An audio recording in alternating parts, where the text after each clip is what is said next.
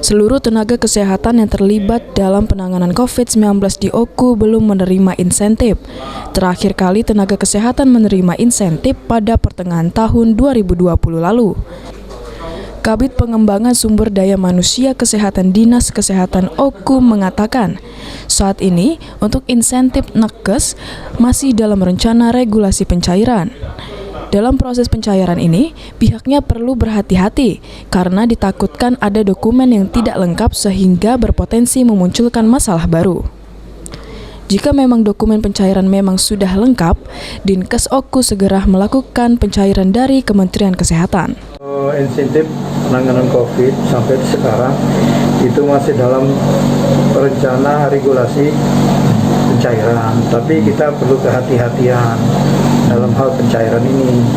Takutnya ada dokumen atau ada berkas-berkas yang harus disiapkan belum siap. Takutnya nanti uangnya sudah kita terima, berkasnya belum siap. Yang kita khawatirkan waktu ada pemeriksaan kita nanti bisa berakibat fatal kan. Nah, itu yang kita takutkan. Makanya sebagai tim istilahnya verifikator validasi data, ya perlu kehati-hatian dalam rencana pencairan dana untuk anak-anak di lapangan.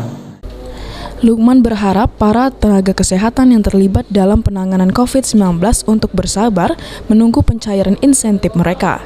Ari Pranika, PAL TV.